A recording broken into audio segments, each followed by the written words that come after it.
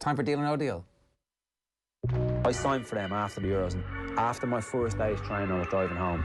I was actually thinking, regretting it. What have I done? Like I walked into a circus. It's amazing, isn't it? Right. Phil Egan, good morning to you. How are you doing? Are you ready for, what are we, 12, 16, 15 days here and another 45 days of transfer madness? Yeah, I think it's going to be a busy one because of the nature of the season, and teams at the top, their squads are looking a bit bare at the moment with injuries, and the schedule is just so packed at the moment. Obviously, a lack of a pre-season, it's showing, it's reflecting in the lack of pressing the teams are doing, also the amount of muscle injuries. So I think January could be quite a busy one. Mauricio Pochettino is where we start. He's one of the names in the hat for the vacant Dortmund job, although TalkSport report he's unlikely to ultimately be offered the position. A question for both of you. Should Manchester United just sack Ole Gunnar Solskjaer, get it done before somebody else rips Mauricio Pochettino from them? The answer would be they should do, but they won't do. Because, you know, you look at United at the moment, they're just 5 points off top spot. They have a game in hand, that's against Burnley. Who knows what happens at Anfield tonight? United then play Sheffield United tomorrow. So Solskjaer's been in much more vulnerable positions than he is now, and they haven't pulled the trigger, so they're not going to do it now. The Pochettino thing would have made a lot of sense 2 months ago, after the hammering at the hands of Pochettino's old club. I don't see why they would have proceeded to this point only to sack Solskjaer now. I think their form this season would have to nosedive completely for them to actually push Solskjaer out at this point. I think he's the manager for the season, and I think they've actually been quite good over the last few weeks. So no, I don't think they're going to do it. But if Mauricio Pochettino is saying, yes, I would love to be Manchester United manager and I will sign up now, I think the correct course of action would be, yeah, sack Solskjaer, be ruthless and bring Pochettino in, but it ain't going to happen. Okay, so we don't think that's going to happen. Our rating for that is very low. Following the runaway success of Diogo Jota at Anfield, Diogo Jota, I keep getting that wrong. Which other Wolves attacker should Jurgen Klopp sign? Owen? All of them. All of them. Wolves are the new feeder club for Liverpool FC. It is plain to see all of these diminutive attackers make sense. You have to be fast, but most importantly, you have to be small. If these Wolves attackers were on Tinder, their buyer would say, I'm less than 5'5", because apparently that matters. And it does matter to Jurgen Klopp, because Daniel Podence is firing on all cylinders. Pedro Neto is firing on all cylinders. They both look like brilliant players who have managed to carry the mantle in the absence of Diogo Jota this season.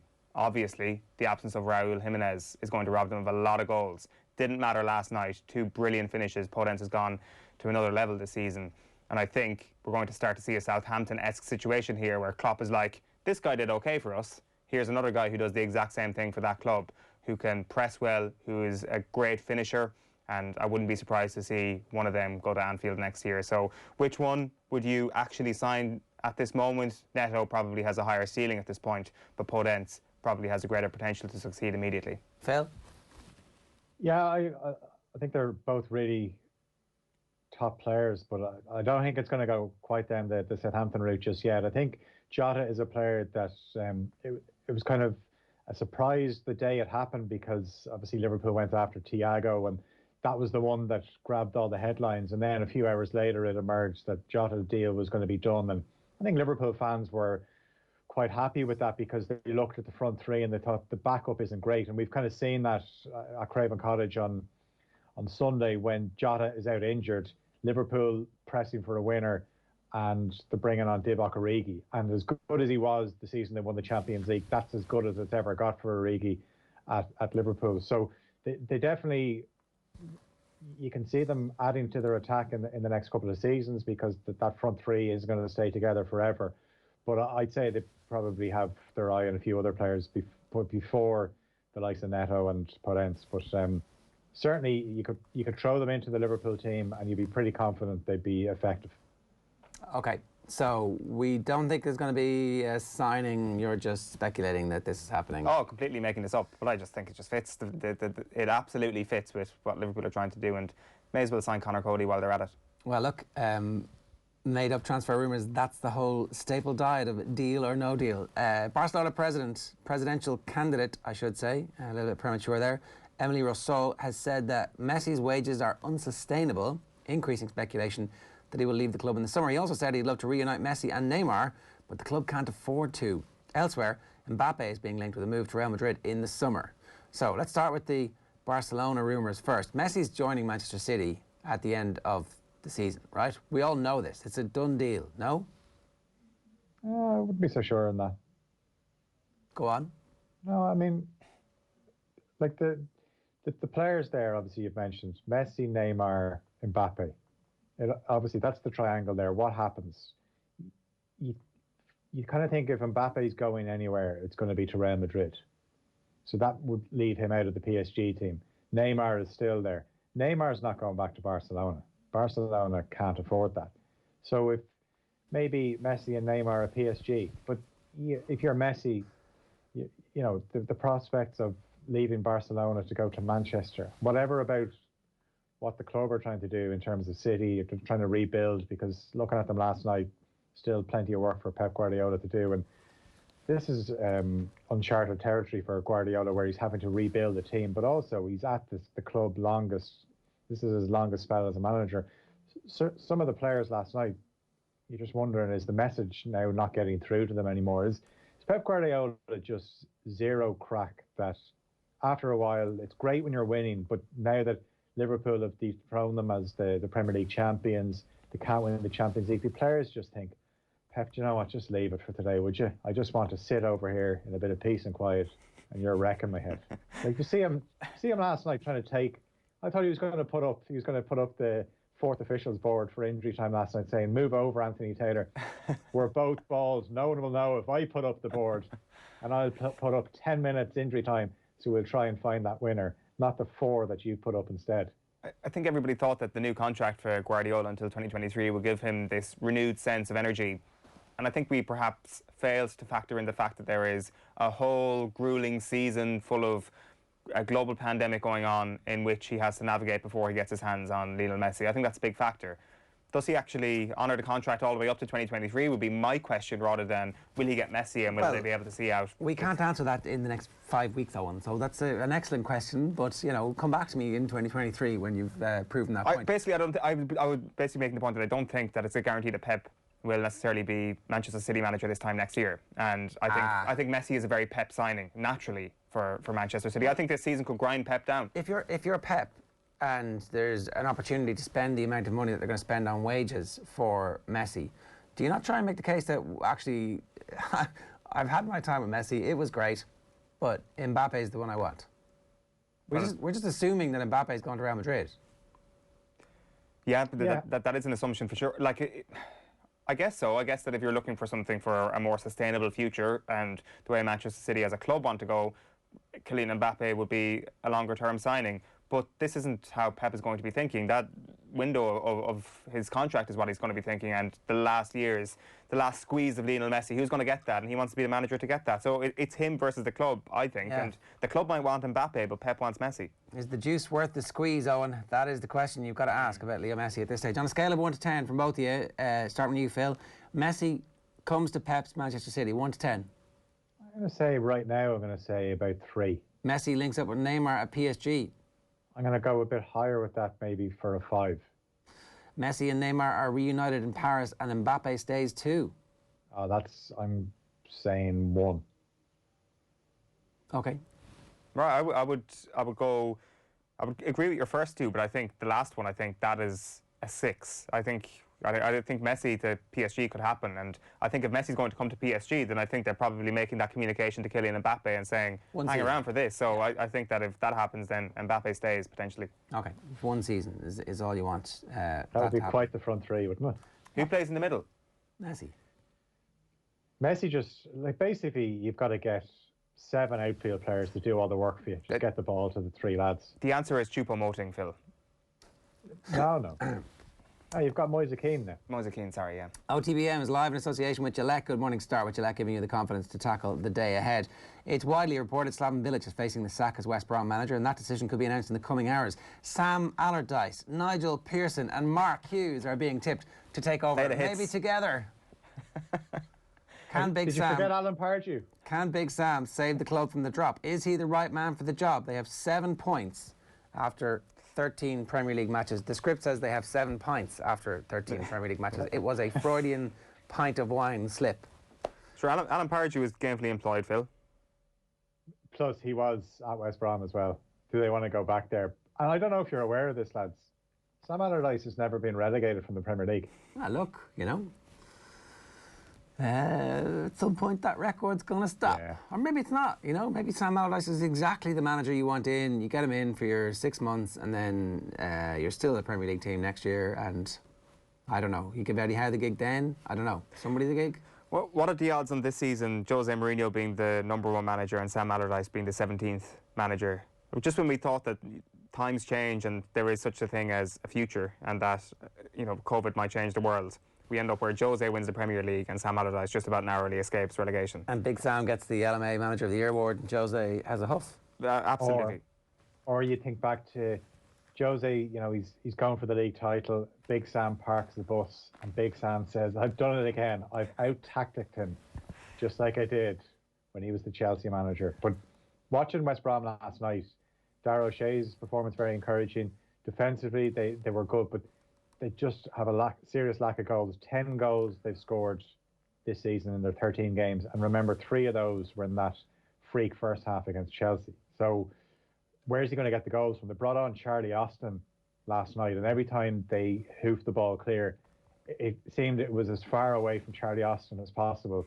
And he was just looking at them going, do you think I'm going to run after that? So they need to get goals into the team. We know if Big Sam goes in, first thing he'll do is he'll try to shore them up at the back. But actually, they have been okay at the back in recent games, apart from that Palace one. But you know, you have to factor in there was a red card there, and Crystal Palace are probably one of the worst teams to play against if you need to go chasing goals, because they've obviously got really quick counter-attacking players. Okay, so who from this list, quickly? Nigel Pearson. I think that's who it's got to be, doesn't it, Phil? That not go tits up the last place he was? Watford. It started so well at Watford, yeah. I mean, if West Brom might be thinking if he starts the way he did at Watford last season, that might be good enough to keep us up. But I don't know. I think Nigel Pearson maybe isn't the wisest choice there. If I was picking any of them, I actually would go for Sam Allardyce. It's 2 years since he was there. He's been obviously doing some punditry work, but who wouldn't want Big Sam back in the Premier League? Right. We told you yesterday that Paul Pogba's agent, Mino Raiola, believes his client will remain at Old Trafford until the end of the season. It was just a misunderstanding, a mistranslation or something or other. Do you expect the World Cup winner to shine in the shop window or to down tools? Where will Pogba end up, Phil? I think he'll just do what he's done since he joined United or rejoined them in 2016. He'll have his moments. So you think back to the West Ham game where he scores that brilliant goal, came on against Leipzig and made a difference. And it just seems that when you think things have clicked with Pogba, then he takes a few steps back, and that's just the frustration of him, where you know, he hasn't been consistent enough. The realistic destination for him seems to be Juventus. They want him, he wants to go there, so why not make it happen? Okay, and that's in the summer. In the summer, yeah. Right. Where do Manchester United need to strengthen in this window? Do they already have the raw material in the squad to make the leap forward? I think they're already doing that. I think, as we said at the top here, I think Solskjaer over the last few months has actually had an okay time of it. I know there's been some really low moments, and the Champions League has probably been the proof of that, and it was a tough group. I'd be interested to see how things change if Pogba does leave in the summer, and where things go from there, to see, does Van de Beek get more of prominence? Does Cavani start to come into things in the second half of this season in particular? Like, he's started so well. It's just the sustainability of all that and how long Cavani has left in him, because he seems to have made a transformative impact in every game he's played in. Like, where do you actually strengthen? The talk was of full-backs last summer, and are we seeing enough of Telles, for example, on the left flank? That's probably a question that needs to be answered. And Aaron Wan-Bissaka on the right, is he attacking enough? Because the way every team plays at the moment, the full-backs seem to be central to it. So, like, I think that there are a number of areas you could point towards, but I think once Pogba goes out of the club, what sort of freedom will that allow? I think that'll be the key question. Yeah, that's far away though, right? So you should be buying now with the Pogba money that you know is coming in the summer, getting a slight discount and also getting the 6-month leap on betting those players in. Like, if you think back, they messed around with Bruno in the summer and then had to get him because there was a complete crisis in the winter transfer. If they'd signed him from the start of the year, if they'd signed Harry Maguire at the start of the transfer window, maybe Maguire would have betted in quicker. Maybe he would be better further along. Maybe the communication, you know, he's obviously there long enough now. Harry Maguire is who Harry Maguire is. But do your transfer business early is the rule I'm saying that they should be sticking to here. And now is a good time to be doing some business for Manchester United. Absolutely. I think the problem there, like if you're looking at their back four, they try to bring in Telles to replace Luke Shaw to try and have a more dynamic left back. Now, it depends what formation they're playing, but it was just interesting something that Solskjaer said after the Leipzig game last week, where he basically thought Telles should have been a bit cleverer to go down and get a free out for one of the Leipzig goals. Luke Shaw seems to come back in there. Now, Luke Shaw is a very good defender, but he's not getting up and down that wing. Wan-Bissaka seems to be the guy that he would stay back after training and challenge the attackers to say, come on, take me on one-on-ones. No one gets by me. But positionally, he's not great. When he goes forward, he never pulls the trigger first time to put a cross in. He just doesn't have the confidence to do so. Harry Maguire is not a captain. Unfortunately, Solskjaer has made his bed there, and he has to stick with it. Lindelof gets all the stick, but Maguire and Lindelof is not going to inspire you to do anything. He has the answer there for his goalkeeper to bring Dean Henderson in, but he keeps picking De Gea. So some of the answers are there already. Solskjaer isn't actually finding those solutions. But I think if you want to progress, if you want to become a more attacking team, you got to have better attacking fullbacks. Definitely need a better centre half. And the one position, we've talked about it for years at United, a really top-class central midfielder that basically runs the game. And they just don't have that at the moment. Pogba was meant to be that player, but that's not who he is. And Cavani has looked good. What we've seen of him, his movement is excellent. Anthony Martial was meant to be the future. He's kind of going hot and cold at the moment. So there's still a lot to improve on. But what we said earlier on, things in terms of their league position aren't so bad. Bruno Fernandes shows what can be done in January, that people seem to be put off about signing players in January. Liverpool signed Van Dijk in January. Liverpool signed Suarez in January. United signed Bruno Fernandes in January. These signings can work out. Fernando Torres joined Liverpool in January as well, didn't he? No, that was Chelsea. He joined Chelsea. Right. Andy Carroll joined in January. It was Carroll and Suarez were together, weren't they? Rapid fire here, and I mean absolute rapid fire. Arsenal are open to offers for Swiss midfielder Granit Xhaka. Owen, is it time to get him out of the club? Yes. Spurs chairman Daniel Levy has indicated that they're willing to allow Dele Alli to leave the club on an 18-month loan deal in the January window. Everton are being linked with the 24-year-old, as are Paris Saint-Germain still. Would it be a savvy move to bring him to Merseyside? Phil? No. Yeah, he always scores at Goodison Park as well. Look, I mean, if that's a thing, you think he's washed up? Yeah. At 24. Ooh, Juve's German midfielder, Sami Khedira, is 33. He also wants out. He's been sidelined there. Could be on his way to Everton in January. Should Everton make this deal happen, Phil? I think so. They need squad depth.